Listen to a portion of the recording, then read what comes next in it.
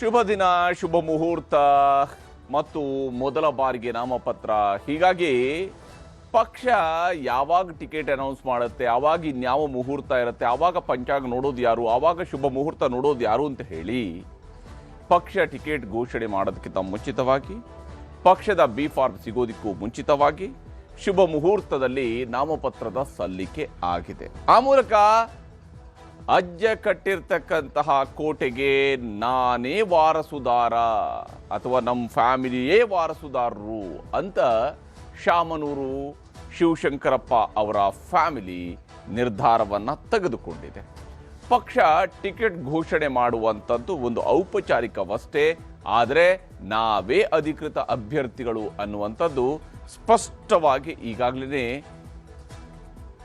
ಸಮರ್ಥ್ಗೆ ಗೊತ್ತಿರುವಂತೆ ಕಾಣ್ತಾ ಇದೆ. ಹೀಗಾಗಿನೇ ಕಾಂಗ್ರೆಸ್ನಲ್ಲಿ ಇನ್ನೂ ಕೂಡ ಟಿಕೆಟ್ ಹಂಚಿಕೆಯ ಕಗ್ಗಂಟು ಬಗೆಹರಿದಿಲ್ಲ, ಅಥವಾ ಅದನ್ನ ಕಗ್ಗಂಟಿನ ರೀತಿಯಲ್ಲಿ ಬಿಂಬಿಸಲಾಗ್ತಾ ಇದೆ. ಅದು ಕಗ್ಗಂಟು ಅಂತ ಬಿಂಬಿಸಲಾಗ್ತಾ ಇದೆ, ಆದರೆ ಟಿಕೆಟ್ ಹಂಚಿಕೆನ ಅವರೇ ಮಾಡ್ಕೊಂಡಿದ್ದಾರೆ. ರಾಜ್ಯ ಉಸ್ತುವಾರಿ ಸುರ್ಜೇವಾಲಾ ಅವರು ಒಂದು ಕಡೆಯಲ್ಲಿ ಮ್ಯಾರಥಾನ್ ಸಭೆಗಳನ್ನು ನಡೆಸ್ತಾ ಇದ್ದಾರೆ. ಆ ಮೂಲಕ ಬಹಳ ಸೀರಿಯಸ್ ಆಗಿ ಟಿಕೆಟ್ ಬಗ್ಗೆ ಬಹಳ ದೊಡ್ಡ ಚರ್ಚೆ ನಡೀತಾ ಇದೆ. ಬಹಳ ದೊಡ್ಡದಾದಂತಹ, ಬಹಳ ಕುತೂಹಲಕಾರಿಯಾದಂತಹ, ಬಹಳ ಮಹತ್ವದ ನಿರ್ಧಾರವನ್ನು ತೆಗೆದುಕೊಳ್ತಾರೇನೋ ಅನ್ನುವಂಥ ರೀತಿಯಲ್ಲಿ ಬಿಂಬಿಸುವ ಪ್ರಯತ್ನ ಕಾಂಗ್ರೆಸ್ನಿಂದ ನಡೀತಾ ಇದೆ. ಮ್ಯಾರಥಾನ್ ಸಭೆಗಳು ನಡೀತಾ ಇದ್ದಾವೆ. ಆದರೆ ಟಿಕೆಟ್ ಘೋಷಣೆಗೂ ಮೊದಲೇ ನಾಮಪತ್ರ ಸಲ್ಲಿಸಿ ಒತ್ತಡ ಹೇರುವಂತಹ ತಂತ್ರ, ಅಥವಾ ನಮ್ಮದೇ ಟಿಕೆಟ್, ಇಲ್ಲಿ ಯಾವುದೇ ಅನುಮಾನಗಳು ಬೇಕಿಲ್ಲ ಅನ್ನುವಂತಹ ನಿಟ್ಟಿನಲ್ಲಿ ಶಾಮನೂರು ಫ್ಯಾಮಿಲಿ ನಿರ್ಧರಿಸಿದಂತೆ ಕಾಣ್ತಾ ಇದೆ. ಕಾಂಗ್ರೆಸ್ನ ಎಂಪಿ, ದಾವಣಗೆರೆಯ ಕಾಂಗ್ರೆಸ್ ಎಂಪಿ, ಕಾಂಗ್ರೆಸ್ನ ಸಂಸದೆ ಪ್ರಭಾ ಮಲ್ಲಿಕಾರ್ಜುನ್ ಅವರ ನೇತೃತ್ವದಲ್ಲಿ ಅವರ ಪುತ್ರ ಸಮರ್ಥ್ ಮಲ್ಲಿಕಾರ್ಜುನ್ ಇವರು ಈಗಾಗಲೇ ನಾಮಪತ್ರ ಸಲ್ಲಿಸಿದ್ದಾರೆ. ಆ ಮೂಲಕ ತಾತನ ಕ್ಷೇತ್ರಕ್ಕೆ ಮೊಮ್ಮಗ ಉತ್ತರಾಧಿಕಾರಿ ಆಗೋದಕ್ಕೆ ದೃಢ ನಿಶ್ಚಯಕ್ಕೆ ಬಂದಿರುವಂಥದ್ದು ಸ್ಪಷ್ಟವಾಗಿ ಗೋಚರಿಸ್ತಾ ಇದೆ. ಶುಭ ಮುಹೂರ್ತ, ಶುಭ ಗಳಿಗೆ, ಶುಭ ದಿನ. ಹೀಗಾಗಿ ಮೊದಲ ನಾಮಪತ್ರ, ಅಂದರೆ ಮೊದಲ ಬಾರಿಗೆ ಅವರು ನಾಮಪತ್ರ ಸಲ್ಲಿಸ್ತಾ ಇರುವಂಥದ್ದು, ಮೊದಲ ಬಾರಿಗೆ ಚುನಾವಣಾ ಅಖಾಡಕ್ಕೆ ಇಳಿತಾ ಇರುವಂಥದ್ದು. ಹೀಗಾಗಿ ಪಕ್ಷ ಟಿಕೆಟ್ ಘೋಷಣೆ ಮಾಡಿದಾಗ ಇನ್ಯಾವ ಮುಹೂರ್ತ ಇರುತ್ತೋ ಏನೋ, ಅದಕ್ಕೆ ಕಾಯೋದು ಯಾಕೆ, ಅಷ್ಟೆಲ್ಲ ಟೆನ್ಷನ್ ತಗೊಳ್ಳೋದು ಯಾಕೆ ಅಂತ ಹೇಳಿ ನಿರ್ಧರಿಸಿದ್ದಾರೆ, ನಾಮಪತ್ರ ಸಲ್ಲಿಸಿದ್ದಾರೆ. ಇದು ಕಾಂಗ್ರೆಸ್ನಲ್ಲಿ ನಡೀತಿರುವಂಥ ಬಹಳ ಇಂಟ್ರೆಸ್ಟಿಂಗ್ ಆಗಿರ್ತಕ್ಕಂತಹ ಬೆಳವಣಿಗೆ ನೋಡಿ. ಒಂದು ಕಡೆಯಲ್ಲಿ ಬಹಳ ಸೀರಿಯಸ್ ಆಗಿ ಕಾಂಗ್ರೆಸ್ ಯೋಚನೆ ಮಾಡ್ತಿದೆಯೇನೋ, ಬಹಳ ಸೀರಿಯಸ್ ಆದಂತಹ ನಿರ್ಧಾರ ತೆಗೆದುಕೊಳ್ತಾರೇನೋ ಅನ್ನುವ ರೀತಿಯಲ್ಲಿ ಬಿಂಬಿಸ್ಕೊಳ್ತಾ ಇದ್ದಾರೆ. ಯಾಕಂದರೆ ಇದನ್ನು ಬಿಂಬಿಸ್ಕೊಳ್ಳೋದು ಅಂತ ಹೇಳಿದ್ರೆ ಬೇರೆ ಯಾವುದೇ ಆಯ್ಕೆಗಳಿಲ್ಲ. ಯಾಕಂದರೆ ದಾವಣಗೆರೆ ದಕ್ಷಿಣ ಮತ್ತು ಬಾಗಲಕೋಟೆಯಲ್ಲಿ ಉಪಚುನಾವಣೆಯ ಕಾವು ಪಡಿತಾ ಇದೆ. ಒಂದು ಕಡೆಯಲ್ಲಿ ಬಿಜೆಪಿಯವರು ಟಿಕೆಟ್ ಘೋಷಣೆ ಮಾಡಿದ್ದಾರೆ. ಟಿಕೆಟ್ಗಾಗಿ ಹೈಕಮಾಂಡ್ ಮೇಲೆ ಆಕಾಂಕ್ಷಿಗಳು ಕೂಡ ಭಾರಿ ಒತ್ತಡವನ್ನು ಹೇರ್ತಾ ಇದ್ದಾರೆ. ವಿಶೇಷವಾಗಿ ದಾವಣಗೆರೆ ದಕ್ಷಿಣ ಕ್ಷೇತ್ರದಲ್ಲಿ ಮುಸ್ಲಿಂ ಸಮುದಾಯದ ನಾಯಕರುಗಳು ಮುಸ್ಲಿಂ ಸಮುದಾಯಕ್ಕೇ ಟಿಕೆಟ್ ಕೊಡಬೇಕು ಅನ್ನುವಂತಹ ಬೇಡಿಕೆ ನೀಡ್ತಾ ಇದ್ದಾರೆ. ಆದರೆ ಖಾಸಗಿ ಹೋಟೆಲ್ನಲ್ಲಿ ಸಿಎಂ ಮತ್ತು ಡಿಸಿಎಂ ಜೊತೆಗೆ ಸುರ್ಜೇವಾಲಾ ಅವರು ಚರ್ಚೆ ಮೇಲೆ ಚರ್ಚೆ ನಡೆಸ್ತಾ ಇದ್ದಾರೆ. ದಾವಣಗೆರೆ ದಕ್ಷಿಣಕ್ಕೆ ಯಾರು ಅನ್ನೋದರ ಬಗ್ಗೆ ಚರ್ಚೆ ನಡೀತಾ ಇದೆ. ಆದರೆ ಸರ್ವೆ, ಕ್ಷೇತ್ರ ಜನರ ಒಲವು, ಗೆಲುವಿನ ಲೆಕ್ಕಾಚಾರ, ಹೀಗೆ ಒಂದು ಟಿಕೆಟ್ ಘೋಷಣೆಗೂ ಮುಂಚಿತವಾಗಿ ಪಕ್ಷದ ಒಳಗಡೆ ನಡೆಯಬಹುದಾಗಿರ್ತಕ್ಕಂತಹ ಎಲ್ಲ ಚರ್ಚೆಗಳನ್ನು ಕೂಡ ನಡೆಸ್ತಾ ಇದ್ದಾರೆ. ಆದರೆ ಇವೆಲ್ಲವೂ ಕೂಡ ಔಪಚಾರಿಕ ಅಷ್ಟೇ, ಔಪಚಾರಿಕ ಚರ್ಚೆಗಳು. ಯಾಕಂದರೆ ನಮ್ಮದೊಂದು ಪ್ರಕ್ರಿಯೆ ಇದೆ, ಆ ಪ್ರಕ್ರಿಯೆಯನ್ನು ಮುಗಿಸ್ಬೇಕು. ಸಂಜೆ 5 ಗಂಟೆಗೆ ಮತ್ತೊಮ್ಮೆ ಸಭೆ ಮಾಡೋದಕ್ಕೆ ನಿರ್ಧರಿಸಿದ್ದಾರೆ. ಬಹುಶಃ 2 ಕ್ಷೇತ್ರಗಳಿಗೆ ಟಿಕೆಟ್ ಘೋಷಣೆ ಮಾಡುವಂಥದ್ದೇ ಇಷ್ಟು ಜಟಿಲವಾಗ್ತಾ ಇದೆ ಅಂತ ಹೇಳುವಂಥದ್ದನ್ನು ಬಿಂಬಿಸ್ತಾ ಇರುವಂಗೆ ಕಾಣ್ತಾ ಇದೆ. ಬಹುಶಃ ಬಾಗಲಕೋಟೆಯಲ್ಲಿ ಮೇಟಿ ಮಕ್ಕಳಲ್ಲಿ ಯಾರಿಗೆ ಕೊಡಬೇಕು ಅನ್ನೋದ್ರ ಬಗ್ಗೆ ಕೂಡ ಆಲ್ರೆಡಿ ನಿರ್ಧಾರಕ್ಕೆ ಬಂದಿರುವಂಥದ್ದು ಗೋಚರಿಸ್ತಾ ಇದೆ. ಆದರೆ ಅಧಿಕೃತ ಅನೌನ್ಸ್ಮೆಂಟ್ ಆಗಬೇಕಷ್ಟೇ. ಹಿಂದೆ ಟಿಕೆಟ್ ಅಂತಿಮಗೊಳಿಸಿ ಘೋಷಣೆ ಮಾಡುವಂತಹ ಸಾಧ್ಯತೆ ಇದೆ. ಇಲ್ಲಿ ಟಿಕೆಟ್ ಘೋಷಣೆ ಕರ್ನಾಟಕದಲ್ಲಿ ಆಗೋದಿಲ್ಲ. ಸಾಮಾನ್ಯವಾಗಿ ಕಾಂಗ್ರೆಸ್ನಲ್ಲಿ ಟಿಕೆಟ್ ಘೋಷಣೆಗೆ ಅದು ಹೈಕಮಾಂಡ್ಗೆ ಹೋಗಬೇಕಾಗುತ್ತೆ. AICC ಮೂಲಕವಾಗಿ ಅವರು ಬಿಡುಗಡೆ ಮಾಡಿಸ್ತಾರೆ. ಆದರೆ ಇವತ್ತೇ ಅಂತಿಮ ನಿರ್ಧಾರಕ್ಕೆ ಬಂದು ಅದನ್ನು ಹೈಕಮಾಂಡ್ಗೆ ಕಳಿಸಿ ಕೊಡಬಹುದು ಟಿಕೆಟ್ಗಳನ್ನು.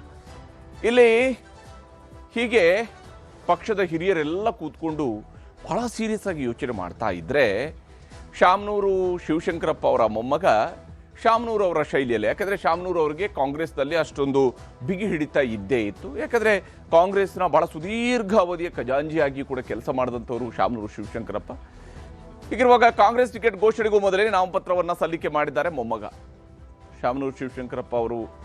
ನಿಧನರಾದ ಕಾರಣದಿಂದಾಗಿ ಅವರು ಲೈಂಗಿಕರಾದ ನಂತರ ಅವರ ಸ್ಥಾನಕ್ಕೆ ನಡೀತಾ ಇರುವಂತಹ ಚುನಾವಣೆ ಶಾಮನೂರು ಶಿವಶಂಕರಪ್ಪ ಅವರು ಲಿಂಗೈಕ್ಯರಾದ ನಂತರ ನಡೀತಾ ಇರುವಂತಹ ಚುನಾವಣೆ. ಹೀಗಾಗಿ ಇಲ್ಲಿ ಈಗಾಗಲೇ ನಾಮಪತ್ರ ಸಲ್ಲಿಕೆ ಮಾಡಿದ್ದಾರೆ. ಶುಭ ದಿನ ಅಂತೇಳಿ ಜ್ಯೋತಿಷಿಗಳ ನೀಡಿರುವಂತಹ ಸಲಹೆಯ ಹಿನ್ನೆಲೆಯಲ್ಲಿ ನಾಮಪತ್ರವನ್ನ ಸಲ್ಲಿಕೆ ಮಾಡಲಾಗಿದೆ.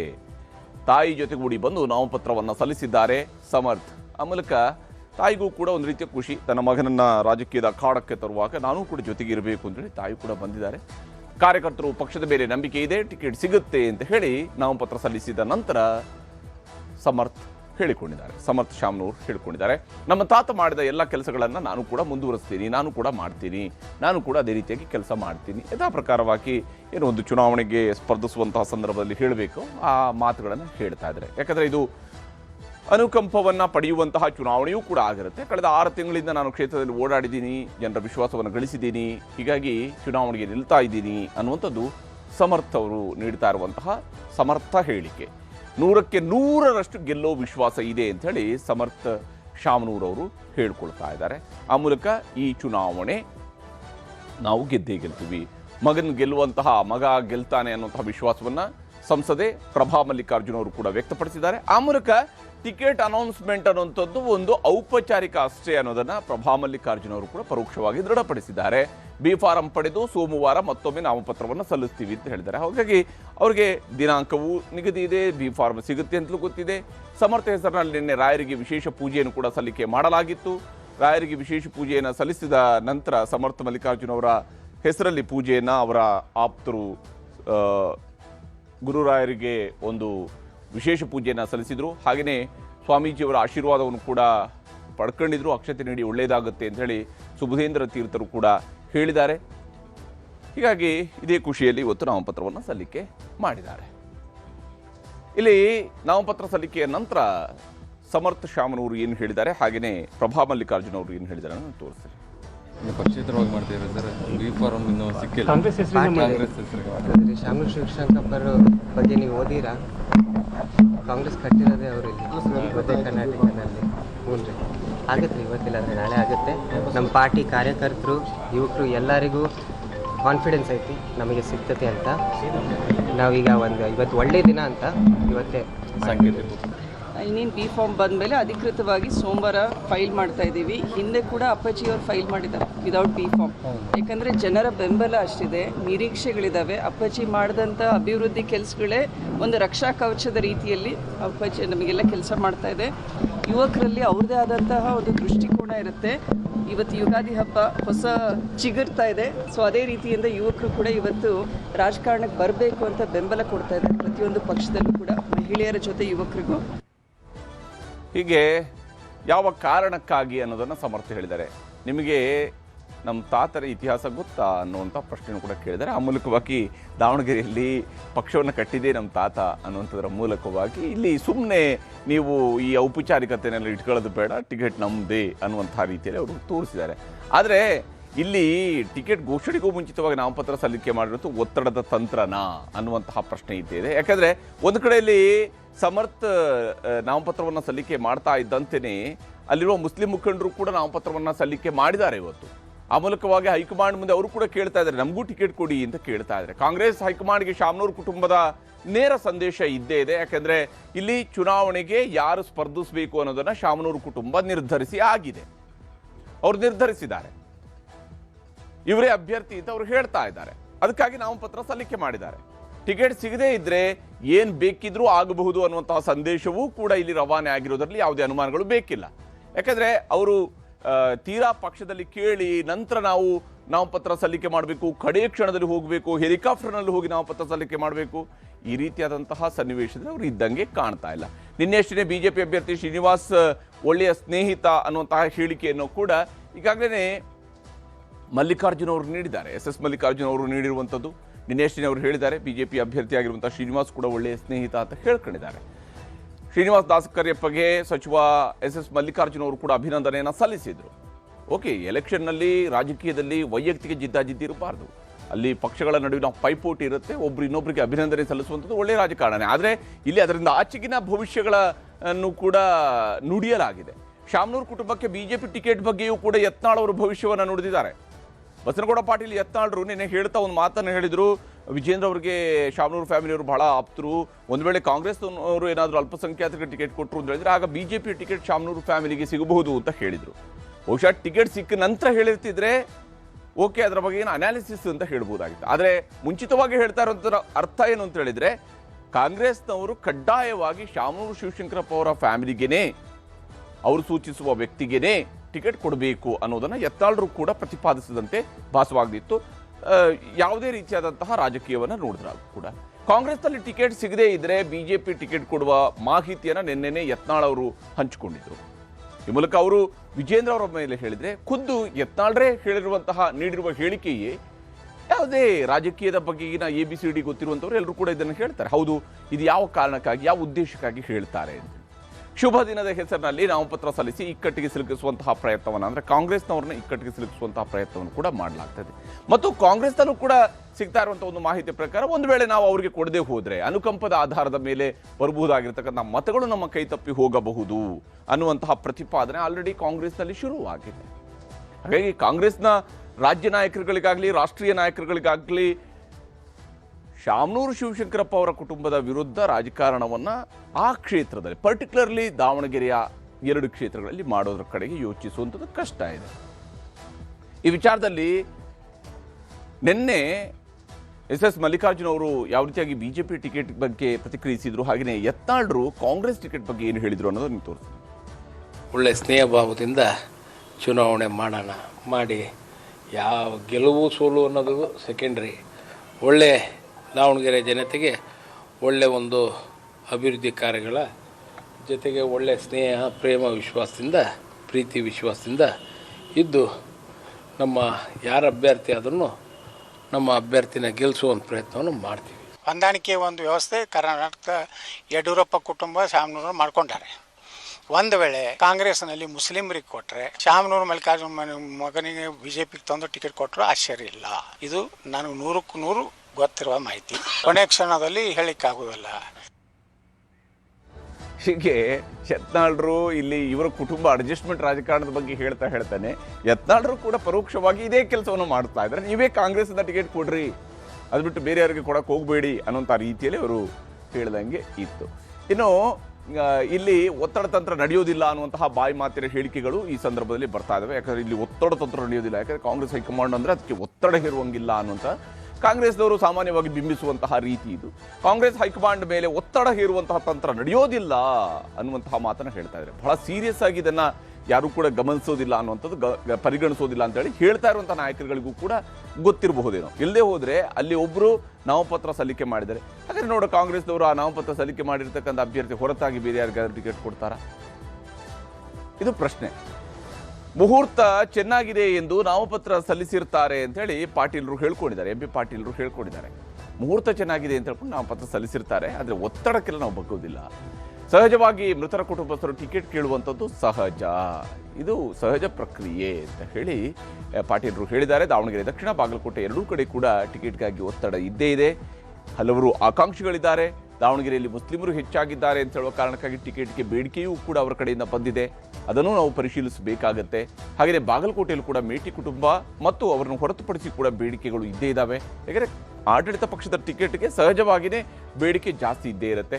ಹೈಕಮಾಂಡ್ ಎಲ್ಲ ಆಯಾಮಗಳಲ್ಲೂ ಚರ್ಚಿಸಿ ನಿರ್ಧಾರ ಕೈಗೊಳ್ಳುತ್ತೆ ಅಂತ ಹೇಳ್ಕೊಂಡು ಇನ್ನೊಬ್ಬರು ನಾಯಕರಾಗಿರುವಂತಹ ಡಾಕ್ಟರ್ G. ಪರಮೇಶ್ವರ್ ಅವರು ಕೂಡ ಹೇಳ್ಕೊಂಡಿದ್ದಾರೆ. ಇಬ್ಬರು ನಾಯಕರು ಏನೇನು ಹೇಳಿದ್ದಾರೆ ಅಂತ ತೋರಿಸ್ತೀನಿ. ಶಾಮನೂರು ಕುಟುಂಬ ನಾವು ನಮಗೆ ನಮ್ಮ ಅವ್ರ ತಂದೆಯವರು ಅದನ್ನು ಇದು ನೋಡ್ಕೊಂಡಿದ್ರು, ನಮ್ಗೆ ಕೊಡಬೇಕು ಅಂಥೇಳಿ ಬೈ ಎಲೆಕ್ಷನ್ದಾಗ ಕೇಳುವಂಥ ಸಹಜ. ಇಮಿಡಿಯೇಟ್ ಕೊಡ್ತಾ ಇಲ್ವ ನಾವು, ಹಾಗೆ ಕೇಳ್ತಾ. ಇನ್ನೊಂದು ಕಡೆ ಮೈನಾರಿಟೀಸು ಕೂಡ ಭಾಳಷ್ಟು ಜನ ಇದ್ದಾರೆ. ಜನಸಂಖ್ಯೆ ಇವತ್ತು ಮೈನಾರಿಟಿ ಜನಸಂಖ್ಯೆ ಕೂಡ 60-70 ಸಾವಿರ ವೋಟರ್ಸ್ ಅದರಲ್ಲಿ. ಅವರು ಕೂಡ ಸರ್ ನಮಗೆ ಕೊಡಿ ಅಂತ ಕೇಳ್ತಾ ಇದ್ದಾರೆ. ಕೊಡ್ಬೋದು ನೋಡ್ರಿ, ಇದೆಲ್ಲ ನಾಮಪತ್ರ ಸಲ್ಲಿದಕ್ಕೆ ಅಲ್ಟಿಮೇಟ್ಲಿ ಆಫಿಷಿಯಲ್ ಕ್ಯಾಂಡಿಡೇಟ್ ಯಾರು ಅಂತ ಹೇಳಿದ್ಮೇಲೆ ಅದೊಂದು ನಿರ್ಧಾರ ಆಗ್ತದೆ. ಬಿ ಫಾರ್ಮ್ ಕೊಡುವಂಥದ್ದು ಎಲ್ಲನೂ ಕೂಡ ಇರ್ತದೆ. ಶಿವಶಂಕರಪ್ಪನವರು ಅವರು ತೀರ್ಕೊಂಡಿದ್ದ ಜಾಗ ಅದು. ಈಗ ಅವರ ಕುಟುಂಬಕ್ಕೆ ಕೊಡಬೇಕು ಅನ್ನೋದು ಸ್ವಾಭಾವಿಕವಾಗಿ ಅವ್ರು ಕೇಳ್ತಾರೆ. ಮತ್ತು ಅಲ್ಲಿ ಹೆಚ್ಚು ಮೈನಾರಿಟಿ ಇದ್ದಾರೆ ಅಂತೇಳಿ ಮೈನಾರಿಟಿಯವರು ಕೂಡ ನಮಗೆ ಕೊಡಿ ಅಂತ ಕೇಳ್ತಿದ್ದಾರೆ. ಅಂತಿಮವಾಗಿ PCC ಅವರು ತೀರ್ಮಾನ ಮಾಡ್ತಾರೆ. ಹೀಗೆ ಪಕ್ಷದಲ್ಲಿ ಎಲ್ಲರೂ ಕೂಡ ಈ ಟಿಕೆಟ್ ವಿಚಾರದಲ್ಲಿ ಕುಟುಂಬದ ಕಡೆಗಿನ ಒಲವನ್ನು ಮುಂದುವರಿಸಿದ್ದಾರೆ. ಮತ್ತೊಂದು ಕಡೆ ಇಲ್ಲಿ ಮುಸ್ಲಿಮರಿಗೆ ಅಲ್ಲದೆ ಹೋದರೆ ಅಹಿಂದಕ್ಕಾದರೂ ಕೊಡಿ ಅಂತೇಳಿ ಕೇಳ್ತಾ ಇದ್ದಾರೆ.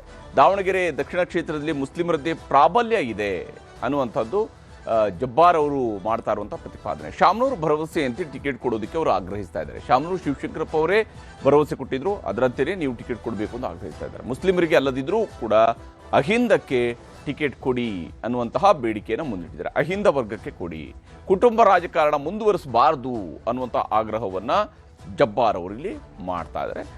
ಆದರೆ ಈಗಾಗಲೇ ನಾಮಪತ್ರ ಸಲ್ಲಿಕೆಯಿಂದ ಬೇಸರ ಆಗಿದೆ ಅನ್ನುವಂತಹ ಮಾತನ್ನು ಕೂಡ ಹೇಳಿದ್ದಾರೆ. ಯಾಕಂದರೆ ಪಕ್ಷ ಅನೌನ್ಸ್ ಮಾಡೋಕ್ಕೆ ಮೊದಲೇ ನಾಮಪತ್ರ ಸಲ್ಲಿಕೆ ಮಾಡೋದ್ರಿಂದ ಬೇಸರ ಆಗಿದೆ. ಹೈಕಮಾಂಡ್ ನಾಯಕರು ಭರವಸೆ ಕೊಟ್ಟಿರುವ ಅನುಮಾನವೂ ಕೂಡ ನಮಗಿದೆ, ಅವ್ರಿಗೇನೆ ಟಿಕೆಟ್ ಅನ್ನುವಂತಹ ಭರವಸೆ ಕೊಟ್ಟಿರುವಂಥ ಅನುಮಾನವೂ ಕೂಡ ನಮಗಿದೆ. ನ್ಯೂಸ್ 18 ಮೂಲಕ ಟಿಕೆಟ್ಗೆ MLC ಅಬ್ದುಲ್ ಜಬ್ಬಾರ್ ಅವರು ಕೂಡ ಆಗ್ರಹಿಸಿದ್ರು. ಅವರು ಹೇಳ್ತಾ ಇದ್ದಾರೆ, ನೀವು ಮುಸಲ್ಮಾನರಿಗೆ ಕೊಡದೆ ಹೋದರೆ ನೀವು ಅಹಿಂದ ವರ್ಗಕ್ಕಾದರೂ ಕೊಡಿ ಅನ್ನುವಂತಹ ಬೇಡಿಕೆಯನ್ನು ಮುಂದಿಡ್ತಾ ಇದ್ದಾರೆ. ಮತ್ತೊಂದು ಕಡೆ BJPಯಲ್ಲೂ ಕೂಡ ಯಾವಾಗ ಈಗಾಗಲೇ ಶ್ರೀನಿವಾಸ್ ದಾಸ್ಕರಿಯಪ್ಪ ಅವರಿಗೆ ಟಿಕೆಟ್ ಘೋಷಣೆ ಆಯಿತು, ಆವಾಗ BJPಯಲ್ಲೂ ಕೂಡ ಅಪಸ್ವರ ಇದ್ದೇ ಇದೆ. ದಾವಣಗೆರೆಯಲ್ಲಿ ಶ್ರೀನಿವಾಸ್ ದಾಸ್ಕರಿಯಪ್ಪ ನಾಮಪತ್ರ ಸಲ್ಲಿಕೆ ಮಾಡಿದ್ದಾರೆ. ಇವತ್ತು ಶುಭ ಮುಹೂರ್ತ ಅನ್ನುವಂತಹ ಕಾರಣಕ್ಕೆ ಇವತ್ತು ಒಂದು ಸೆಟ್ ನಾಮಪತ್ರವನ್ನು ಸಲ್ಲಿಕೆ ಮಾಡಿದ್ದಾರೆ ಶ್ರೀನಿವಾಸ್ ದಾಸ್ಕರಿಯಪ್ಪ ಅವರು. ಬಾಗಲಕೋಟೆಯಲ್ಲೂ ಕೂಡ ವೀರಣ್ಣ ಚರಂತಿಭಟ್ ಅವರು ನಾಮಪತ್ರವನ್ನು ಸಲ್ಲಿಸಿದ್ದಾರೆ. ಎಲ್ಲರೂ ಕೂಡ ಇವತ್ತು ನಾಮಪತ್ರವನ್ನು ಸಲ್ಲಿಸಿದ್ದಾರೆ, ಒಂದೊಂದು ಸೆಟ್ ಸಲ್ಲಿಕೆ ಮಾಡಿದ್ದಾರೆ. ಸಾಂಕೇತಿಕವಾಗಿ ನಾಮಪತ್ರವನ್ನು BJP ಅಭ್ಯರ್ಥಿಗಳು ಸಲ್ಲಿಸಿರುವಂಥದ್ದು ಅದೇ ಶುಭ ಮುಹೂರ್ತ ಅಂತೇಳಿ. 2023ರಲ್ಲಿ ಸ್ಪರ್ಧಿಸಿ ಸೋಲುಂಡಂಥ ಅಭ್ಯರ್ಥಿ ಪರಿಗಣಿಸದೇ ಇದ್ದಿದ್ದಕ್ಕೆ BJPಯಲ್ಲಿ ಬೇಸರ ವ್ಯಕ್ತವಾಗಿದೆ. ದಾವಣಗೆರೆ ದಕ್ಷಿಣ ಕ್ಷೇತ್ರದ ವಿಚಾರದಲ್ಲಿ ಅಜಯ್ ಕುಮಾರ್ಗೆ ಟಿಕೆಟನ್ನು ರೇಣುಕಾಚಾರ್ಯ ಟೀಮ್ ಕೇಳಿತ್ತು. ಅಜಯ್ ಕುಮಾರ್ಗೆ ಟಿಕೆಟ್ ಕೊಡಬೇಕು ಅಂತ ಹೇಳಿ ರೇಣುಕಾಚಾರ್ಯ ಟೀಮ್ ಬೇಡಿಕೆಯನ್ನು ಮುಂದಿಟ್ಟಿತ್ತು. ಆದರೆ ಒಟ್ಟಾಗಿ ಕೂರಿಸ್ಕೊಂಡು ಟಿಕೆಟ್ ಹಂಚಿಕೆ ಬಗ್ಗೆ ಹೇಳಬೇಕಾಗಿತ್ತು, ಅಂದರೆ ಎಲ್ಲರನ್ನು ಕನ್ವಿನ್ಸ್ ಮಾಡಬೇಕಾಗಿತ್ತು, ಎಲ್ಲ ಬಣಗಳ ನಾಯಕರನ್ನು ಕರೆಸಬೇಕಾಗಿತ್ತು, ಜಿಲ್ಲೆಯ ನಾಯಕರುಗಳನ್ನು ಕರೆಸಬೇಕಾಗಿತ್ತು ಅನ್ನೋಂಥದ್ದು ಇವರ ಅಭಿಪ್ರಾಯ. ಸಿದ್ದೇಶ್ವರ ಟೀಮ್ಗೆ ಜಯ ಅನ್ನುವಂಥದ್ದು ಸುಳ್ಳು. ಅಂದರೆ ಈಗ ಟಿಕೆಟ್ ಶ್ರೀನಿವಾಸ್ ದಾಸ್ಕರಿಯಪ್ಪ ಅವರಿಗೆ ಹೋಗಿದೆ ಅಂತ ಹೇಳಿದ ತಕ್ಷಣ ಇದು GM ಸಿದ್ದೇಶ್ವರ ಬಣಕ್ಕೆ ಸಿಕ್ಕಿರುವಂತಹ ಜಯ ಅಂತ ಹೇಳೋದೆಲ್ಲ ಸುಳ್ಳು. ನಾವು ಗೆಲ್ಲಿಸ್ತೀವಿ, ಗೆಲ್ಲಿಸುವ ಪ್ರಯತ್ನವನ್ನು ಮಾಡ್ತೀವಿ, ಶ್ರೀನಿವಾಸ್ ದಾಸ್ಕರಿಯಪ್ಪ ಅವ್ರನ್ನ ಗೆಲ್ಲಿಸ್ತೀವಿ ಅಂತೇಳಿ ರೇಣುಕಾಚಾರ್ಯ ಅವರು ಹೇಳಿದ್ದಾರೆ. ಹಾಗೆಯೇ ಇನ್ನೊಂದು ಮಾತನ್ನು ಹೇಳಿದ್ದಾರೆ, ಮನಸ್ಸಿನಲ್ಲಿ ಬೇಸರ ಇದೆ, ಅಸಮಾಧಾನ ಇಲ್ಲ ಅಂತ. ಇದು ಯಾವ ರೀತಿಯಂಥ ಬೇಸರ, ಯಾವ ರೀತಿಯಾದಂತಹ ಮನಸ್ಸು ಅನ್ನುವಂಥ ಪ್ರಶ್ನೆ ಬಂದೇ ಬರುತ್ತೆ. ಮನಸ್ಸಿನಲ್ಲಿ ಬೇಸರ ಇದೆ, ಅಸಮಾಧಾನ ಇಲ್ಲ ಅಂತೇಳಿ ರೇಣುಕಾಚಾರ್ಯ ಅವರು ಹೇಳಿಕೊಂಡಿದ್ದಾರೆ. ಆ ಮೂಲಕ ಇದನ್ನು ಅವ್ರಿಗೆ ಅಪಸ್ವರ ಇಲ್ಲ ಅನ್ನೋದನ್ನು ನಾವು ನಂಬಬೇಕು, ಅವ್ರಿಗೆ ಬೇಸರ ಇದೆ ಅಂತ ಹೇಳೋದನ್ನು ಒಪ್ಕೋಬೇಕು, ಆದರೆ ಅಸಮಾಧಾನ ಇಲ್ಲ ಅಂತ ಹೇಳೋದನ್ನು ನಾವು ನಂಬಬೇಕು. ಈ ರೀತಿಯಾದಂತಹ ಮಾತುಗಳನ್ನು ಆಡ್ತಾ ಇದ್ದಾರೆ. ಒಟ್ಟಿನಲ್ಲಿ ಉಪಚುನಾವಣೆ ಅಖಾಡ ಬಹಳಷ್ಟು ಕುತೂಹಲದಿಂದ ಕೂಡಿದೆ. ಪ್ರತಿ ಉಪಚುನಾವಣೆಗಳು ಕೂಡ ಒಂದು ದೊಡ್ಡ ಅಗ್ನಿ ಪರೀಕ್ಷೆನೇ. ಅಂಥದ್ದೇ ಒಂದು 2 ಕ್ಷೇತ್ರಗಳಲ್ಲಿ ನಡೀತಾ ಇರುವಂತಹ ಉಪಚುನಾವಣೆ ಸಹಜವಾಗಿಯೇ ಅಭ್ಯರ್ಥಿಗಳಿಗೂ ಪಕ್ಷಗಳಿಗೂ ಕೂಡ ಅತಿ ದೊಡ್ಡ ಅಗ್ನಿ ಪರೀಕ್ಷೆ. ಹೇಗೆ ಇದನ್ನು ನಿಭಾಯಿಸ್ಕೊಂಡು ಹೋಗ್ತಾರೆ ಅನ್ನೋದನ್ನು ಮಧ್ಯಪ್ರಾಚ್ಯದಲ್ಲಿ 21ನೇ ದಿನದ ಮಹಾಯುದ್ಧ, ಅಮೆರಿಕದ ಬೆನ್ನೆಲುಬು ಮುರಿತ ಇರಾನ್, ಗಲ್ಫ್ನಲ್ಲಿ ಸಂಕಷ್ಟ, ಭಾರತದಲ್ಲಿ ಪೆಟ್ರೋಲ್ ದುಬಾರಿ. ಇದುವೇ ಇವತ್ತಿನ ಚದುರಂಗದ 2ನೇ ಸ್ಟೋರಿ, ತೀವ್ರಗೊಂಡ ತೈಲ ಯುದ್ಧ.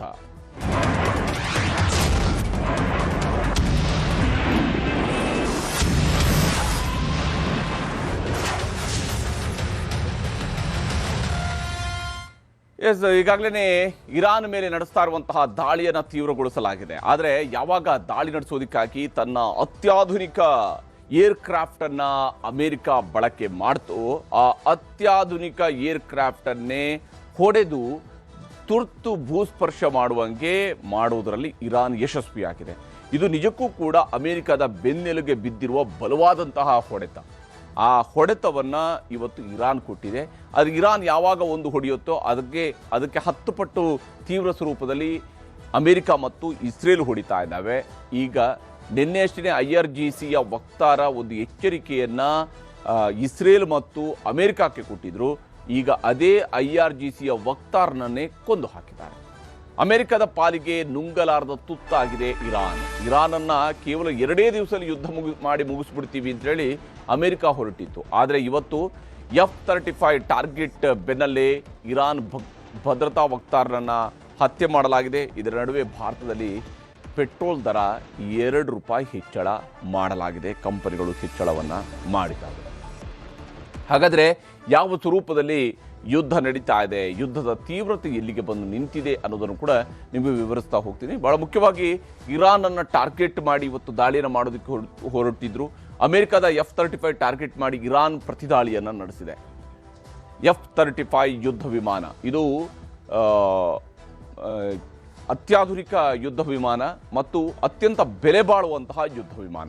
ಇರಾನ್ ದಾಳಿಯಿಂದ F-35 ಫೈಟರ್ ಜೆಟ್ಗೆ ಹಾನಿಯಾಗಿದೆ, ಅದಕ್ಕೆ ಏಟು ಬಿದ್ದಿದೆ. ಆದರೆ ಪೈಲಟ್ ಸುರಕ್ಷಿತವಾಗಿ ಲ್ಯಾಂಡ್ ಆಗಿದ್ದಾರೆ ಅನ್ನೋಂಥದ್ದನ್ನು ಅಮೆರಿಕ ದೃಢಪಡಿಸಿದೆ. ಆ ಮೂಲಕ ತಮ್ಮ ಪೈಲಟ್ ಸುರಕ್ಷಿತರಾಗಿದ್ದಾರೆ ಅಂತ ಹೇಳಿದ್ದಾರೆ. ತುರ್ತು ಭೂಸ್ಪರ್ಶ ಅಂತ ಹೇಳಿ ಅಮೆರಿಕ ಕೂಡ ಒಪ್ಕೊಂಡಿದೆ. ಅಂದರೆ ದಾಳಿಗಿಂತ ಹೆಚ್ಚಾಗಿ ನಮ್ಮ ವಿಮಾನ ತುರ್ತು ಭೂಸ್ಪರ್ಶ ಆಗಿದೆ ಅನ್ನೋದನ್ನು ಅಮೆರಿಕ ಒಪ್ಕೊಂಡಿದೆ. ಅಷ್ಟೇ ಹೇಳಿದರೆ ಪೈಲಟ್ ಸೇಫ್ ಆಗಿದ್ದಾರೆ ಅನ್ನೋದನ್ನು ಕೂಡ ಅಮೆರಿಕ ಖಚಿತಪಡಿಸಿದೆ. ಆದರೆ ಈ ಯುದ್ಧದಲ್ಲಿ ಅತ್ಯಂತ ತೀವ್ರ ಸ್ವರೂಪದಲ್ಲಿ ಪೈಲಟ್ಗೆ ಯಾವುದೇ ಹಾನಿಯಾಗಿಲ್ಲ ಅನ್ನುವಂತಹ ಸ್ಪಷ್ಟನೆಯನ್ನು ಈಗಾಗಲೇ ಅಮೆರಿಕ ಕೊಟ್ಟಿದೆ. ಆದರೆ ಅಮೆರಿಕದ ಈ ಅತ್ಯಾಧುನಿಕ ವಿಮಾನವನ್ನೂ ಕೂಡ ಹೊಡೆದು ಹಿಮ್ಮೆಟ್ಟಿಸುವುದರಲ್ಲಿ ಇರಾನ್ ಯಶಸ್ವಿಯಾಗಿದೆ. ಇರಾನ್ನ ಏರ್ ಡಿಫೆನ್ಸ್ ಬಳಸಿ ಯಶಸ್ವಿ ಕಾರ್ಯಾಚರಣೆಯನ್ನು ಮಾಡಲಾಗಿದೆ. ಇರಾನ್ನಲ್ಲಿ ಯಾವುದೇ ಏರ್ ಡಿಫೆನ್ಸ್ ಇಲ್ಲ, ಇರಾನ್ನಲ್ಲಿ ಯಾವುದೇ ರೀತಿಯಂತಹ ನೌಕಾಸೇನೆ ಇಲ್ಲ, ಇರಾನ್ನಲ್ಲಿ ಯಾವುದೇ ರೀತಿಯ ಭೂಸೇನೆ ಉಳಿದಿಲ್ಲ ಅಂಥೇಳಿ ಎಲ್ಲ ಟ್ರಂಪ್ ಅವರು ಹೇಳ್ಕೊಳ್ತಾ ಇದ್ರು. ಆದರೆ ಟ್ರಂಪ್ ಈ ರೀತಿಯಾದಂತಹ ಹೇಳಿಕೆಗಳನ್ನು ಕೊಡ್ತಾ ಇರೋದರ ನಡುವೆನೇ ಅತ್ಯಾಧುನಿಕ ಯುದ್ಧ ವಿಮಾನವನ್ನು ಹೊಡೆಯುವಲ್ಲಿ ಟೆಹರಾನ್ ಯಶಸ್ವಿಯಾಗಿದೆ. ಟೆಹರಾನ್ ಮೇಲೆ ದಾಳಿಯನ್ನು ನಡೆಸುವಂತಹ ಸಂದರ್ಭದಲ್ಲಿ ಈ ರೀತಿಯಾದಂತಹ ತಿರುಗೇಟನ್ನು ಇವತ್ತು ಇರಾನ್ ಕೊಟ್ಟಿದೆ. ಅಮೆರಿಕದ ಅತ್ಯಾಧುನಿಕ ಜೆಟ್ಗೆ ಭಾಗಶಃ ಹಾನಿಯಾಗಿದೆ ಅನ್ನುವಂಥದ್ದು ಸದ್ಯಕ್ಕೆ ಅಲ್ಲಿಂದ ಸಿಕ್ಕಿರುವಂತಹ ರಿಪೋರ್ಟ್. ಅಮೆರಿಕದ ಅತ್ಯಾಧುನಿಕ ಜೆಟ್ಗೆ ಭಾಗಶಃ ಹಾನಿಯಾಗಿದೆ. ಅಷ್ಟರ ಮಟ್ಟಿಗೆ ಅಮೆರಿಕಗೆ ಪೆಟ್ಟು ಕೊಡೋದರಲ್ಲಿ ಇರಾನ್ ಕೂಡ ಯಶಸ್ವಿಯಾಗ್ತಿದೆ. F-35 ವಿಶೇಷತೆಯನ್ನು ನಾವು ಗಮನಿಸಬೇಕು. F-35 ಜೆಟ್ ಅಮೆರಿಕದ ವಾಯುಸೇನೆಯ ಬೆನ್ನೆಲುಬು ಅಂತೇಳಿ ಇದನ್ನು ಕರೆಯಲಾಗುತ್ತೆ. ಯಾಕಂದರೆ ಇದು ಅತ್ಯಂತ ಆಧುನಿಕವಾಗಿರ್ತಕ್ಕಂತಹ ಫೈಟರ್ ಜೆಟ್ಗಳು. ಅದನ್ನು ಅಷ್ಟು ಸುಲಭವಾಗಿ ಹೊಡೆದುರುಳಿಸೋದಕ್ಕೆ ಸಾಧ್ಯವೇ ಇಲ್ಲ ಅನ್ನುವಂತಹ ರೀತಿಯಾದಂತಹ ಫೈಟರ್ ಜೆಟ್ ಇದು. $100 ಮಿಲಿಯನ್ ಬೆಲೆಯ ಅತ್ಯಾಧುನಿಕ ಯುದ್ಧ ವಿಮಾನ ಇದು. $100 ಮಿಲಿಯನ್ ಬೆಲೆಯ ಅತ್ಯಾಧುನಿಕ ಯುದ್ಧ ವಿಮಾನ ಇದು.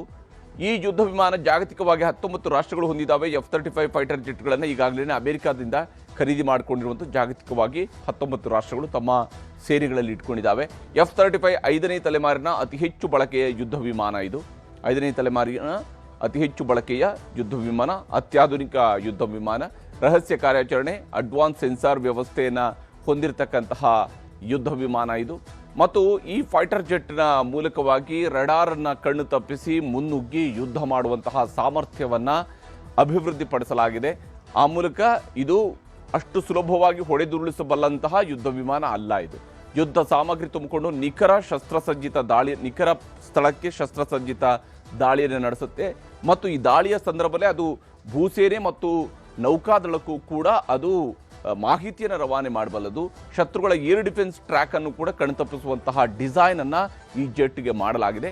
ಇಂತಹದ್ದೊಂದು ಅತ್ಯಾಧುನಿಕ ಯುದ್ಧ ವಿಮಾನವನ್ನು ಹೊಡೆದು ಹಿಮ್ಮೆಟ್ಟಿಸುವುದರಲ್ಲಿ ಇರಾನ್ ಯಶಸ್ವಿಯಾಗಿದೆ ಅಂತ ಹೇಳಿದರೆ, ಶತ್ರುಗಳ ದಾಳಿ ಬಗ್ಗೆ ಪೈಲಟ್ ಖಚಿತ ಮಾಹಿತಿಯನ್ನು ರವಾನೆ ಮಾಡುವ ಎಲ್ಲ ಸಿಸ್ಟಮ್ಗಳು ಇದ್ದಾಗ್ಯೂ ಕೂಡ ಇದಕ್ಕೆ ಹೊಡೆದಿದ್ದಾರೆ ಅಂತ ಹೇಳಿದರೆ, ಇದು ಇರಾನ್ನ ಯಾವ ಸ್ವರೂಪದಲ್ಲಿ ಯುದ್ಧವನ್ನು ನಡೆಸ್ತಾ ಇದೆ ಅನ್ನೋದಕ್ಕೆ ಒಂದು ಚಿಕ್ಕ ಉದಾಹರಣೆ. ಯುದ್ಧ ಅಷ್ಟೇ ಅಲ್ಲದೆ ವಾರ್ ಫೈಟಿಂಗ್ ನೆಟ್ವರ್ಕ್ ರೀತಿಯಲ್ಲೂ ಕೂಡ ಇದು ಕೆಲಸ ಮಾಡುತ್ತೆ. ಅಂದರೆ ಇಡೀ ಯುದ್ಧದ ಒಂದು ನೆಟ್ವರ್ಕ್ನ ರೀತಿಯಲ್ಲಿ, ಅದನ್ನೇ ನಾನು ಆಗಲೇ ಹೇಳ್ದಂಗೆ ಭೂಸೇನೆ ಮತ್ತು ಯುದ್ಧ ನೌಕಾಪಡೆಗೂ ಕೂಡ ಏಕಕಾಲದಲ್ಲಿ ಇದು ಮಾಹಿತಿಯನ್ನು ರವಾನಿಸಬಲ್ಲಂತಹ ಅತ್ಯಾಧುನಿಕವಾಗಿರುವ ಯುದ್ಧ ವಿಮಾನ. ಅಂಥ ಯುದ್ಧ ವಿಮಾನವನ್ನು ಹೊಡೆದು ಹಿಮ್ಮೆಟ್ಟಿಸಲಾಗಿದೆ.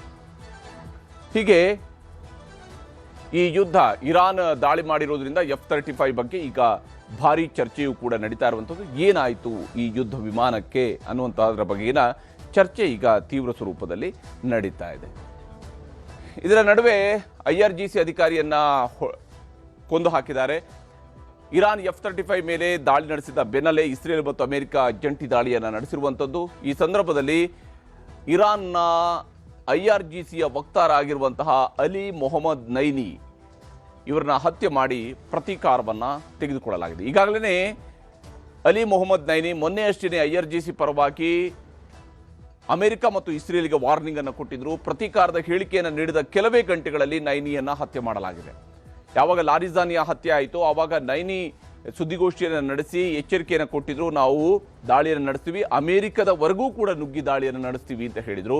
ಇದಾದ ನಂತರ ಅಲಿ ಮೊಹಮ್ಮದ್ ನೈನಿ ಹತ್ಯೆಯಾಗಿದೆ ಅಂತ ಹೇಳಿ US ನೌಕಾಪಡೆ ಈಗ ಘೋಷಣೆಯನ್ನು ಮಾಡಿದೆ. ಹಾಗೂ ಇರಾನ್ ಸರ್ಕಾರವು ಕೂಡ ಇದನ್ನು ಖಚಿತಪಡಿಸಿದೆ. ಅಲಿ ಮೊಹಮ್ಮದ್ ನೈನಿಯ ಸಾವನ್ನು ಬೆಳಗ್ಗೆ ನಡೆದಂತಹ ಭಯೋತ್ಪಾದಕ ದಾಳಿಯಲ್ಲಿ ಹತ್ಯೆ ಅಂತ ಹೇಳಿ IRGC ಕೂಡ ಇದನ್ನು ಖಚಿತಪಡಿಸಿದೆ. ಅಲ್ಲಿಗೆ ಮತ್ತೊಬ್ಬ ಇರಾನ್ನ ಪ್ರಮುಖ ನಾಯಕನನ್ನ ಹತ್ಯೆ ಮಾಡಲಾಗಿದೆ. ಇರಾನ್ ದಾಳಿಯಿಂದ ಸಿಡಿದೆದ್ದಿರುವಂತಹ ಅಮೆರಿಕ ಮತ್ತು ಇಸ್ರೇಲ್ ಪ್ರತಿ ದಾಳಿಯನ್ನ ನಡೆಸಿದಾವೆ. ಯಾವಾಗ ತಮ್ಮ ಫೈಟರ್ ಜೆಟ್ ಮೇಲೆ ಅಟ್ಯಾಕ್ ಆಯಿತೋ ನಂತರ ತಮ್ಮ ಫೈಟನ್ನು ತೀವ್ರಗೊಳಿಸಿದ್ದಾರೆ, ಹೋರಾಟವನ್ನು ತೀವ್ರಗೊಳಿಸಿದ್ದಾರೆ. ಈಗ ದುಬಾರಿ ಆಗ್ತಾ ಇದೆ ಪೆಟ್ರೋಲ್. ಮಧ್ಯಪ್ರಾಚ್ಯದಲ್ಲಿ ಯುದ್ಧ ಸಂಘರ್ಷ ಮತ್ತು ಇದರ ಕಾರಣಕ್ಕಾಗಿ ಮೊದಲ ಹಂತದಲ್ಲಿ ಪ್ರೀಮಿಯಂ ಪೆಟ್ರೋಲ್ ಬೆಲೆಯಲ್ಲಿ ಏರಿಕೆ ಮಾಡಲಾಗಿದೆ. ನಾರ್ಮಲ್ ಪೆಟ್ರೋಲ್ ಮೇಲೆ ಅಲ್ಲ, ಪ್ರೀಮಿಯಂ ಪೆಟ್ರೋಲ್ ಮೇಲೆ ಮಾತ್ರ ₹2 ಪೆಟ್ರೋಲ್ ದರ ಏರಿಕೆ ಮಾಡಿ ಆದೇಶವನ್ನು ಹೊರಡಿಸಿರುವಂಥದ್ದು. 2 ತೈಲ ಕಂಪನಿಗಳು ಈಗಾಗಲೇ ಆದೇಶ ಮಾಡಿದ್ದಾವೆ. HP ಮತ್ತು IOC 2 ಕಂಪನಿಗಳು ಕೂಡ ಈಗಾಗಲೇ ಪೆಟ್ರೋಲ್ ದರವನ್ನು ಏರಿಕೆ ಮಾಡಿದ್ದಾವೆ. ಅಂದರೆ ಪ್ರೀಮಿಯಂ ಪೆಟ್ರೋಲ್ ದರವನ್ನು ಏರಿಕೆ ಮಾಡಿದ್ದಾವೆ. ಇಂದಿನಿಂದಲೇ ಜಾರಿಗೆ ಬರುವಂತೆ ಪ್ರೀಮಿಯಂ ಪೆಟ್ರೋಲ್ ದರ ಏರಿಕೆ ಮಾಡಿ ಆದೇಶವನ್ನು ಹೊರಡಿಸಲಾಗಿದೆ. ಇವತ್ತಿನಿಂದಲೇ ಅದು ಜಾರಿಯಾಗುತ್ತೆ. ಗ್ಯಾಸ್ ಟ್ರಬಲ್ ನಡುವೆ ಗ್ರಾಹಕರಿಗೆ ಈಗ ಪೆಟ್ರೋಲ್ ಬಿಸಿ ಫಿಕ್ಸ್ ಆಗಿದೆ. ಪ್ರೀಮಿಯಂ ಪೆಟ್ರೋಲ್ ದರದಲ್ಲಿ ಮಾತ್ರ ಏರಿಕೆ ಆಗ್ತಾ ಇದೆ. ಪೆಟ್ರೋಲ್ ಬಳಿಕ ಡೀಸೆಲ್ ಹೆಚ್ಚಳದ ಬಗ್ಗೆಯೂ ಕೂಡ, ಡೀಸೆಲ್ ದರದ ಹೆಚ್ಚಳದ ಬಗ್ಗೆಯೂ ಕೂಡ ಆತಂಕ ಶುರುವಾಗಿದೆ. ಯಾಕಂದರೆ ಇದೊಂದು ವೇಳೆ ಆಯಿತು ಒಂದು ವೇಳೆ ಆದರೆ ಅದು ಜನಜೀವನದ ಮೇಲೆ ಬಹಳ ದೊಡ್ಡ ಮಟ್ಟದ ಪರಿಣಾಮವನ್ನು ಬೀರಬಹುದು. ಸದ್ಯ ಪ್ರೀಮಿಯಂ ಪೆಟ್ರೋಲ್ ದರ ಮಾತ್ರ ಹೆಚ್ಚಿಸಿದ್ದಾವೆ ಸಂಸ್ಥೆಗಳು. ಆದರೆ ಇದು ಕೇವಲ ಪ್ರೀಮಿಯಂ ಪೆಟ್ರೋಲ್ಗೆ ಮಾತ್ರ ಸೀಮಿತಗೊಳ್ಳುತ್ತಾ, ಇದು ಮುಂದುವರಿಯುತ್ತಾ ಅನ್ನೋದನ್ನು ಕೂಡ ನೋಡಬೇಕು. ಹೀಗೆ ಈ ಯುದ್ಧ ಈಗಾಗಲೇ ತೀವ್ರ ಸ್ವರೂಪದಲ್ಲಿ ಸಾಗ್ತಾ ಇದೆ. ಯಾವಾಗ ಕೊನೆಗೊಳ್ಳುತ್ತೆ ಅನ್ನೋದ್ರ ಬಗ್ಗೆ ಇನ್ನೂ ಸ್ಪಷ್ಟತೆ ಇಲ್ಲ. ತೈಲದಲ್ಲಿ ದೊಡ್ಡ ಹಾಹಾಕಾರವನ್ನು ಸೃಷ್ಟಿಸ್ತಾ ಇರುವಂತಹ ಯುದ್ಧ ಆದಷ್ಟು ಬೇಗನೆ ನಿಲ್ಲಬೇಕು ಅಂತೇಳಿ ಪ್ರಪಂಚದಲ್ಲಿ ಎಲ್ಲ ದೇಶಗಳು ಕೇಳ್ಕೊಳ್ತಿರುವಂಥದ್ದು. ಆದರೆ ಯುದ್ಧ ಪೀಡಿತ ರಾಷ್ಟ್ರಗಳು ಮಾತ್ರ ತಮ್ಮ ಪ್ರತಿಷ್ಠೆಯನ್ನು ಪಣ ಕೊಟ್ಟು ಫೈಟ್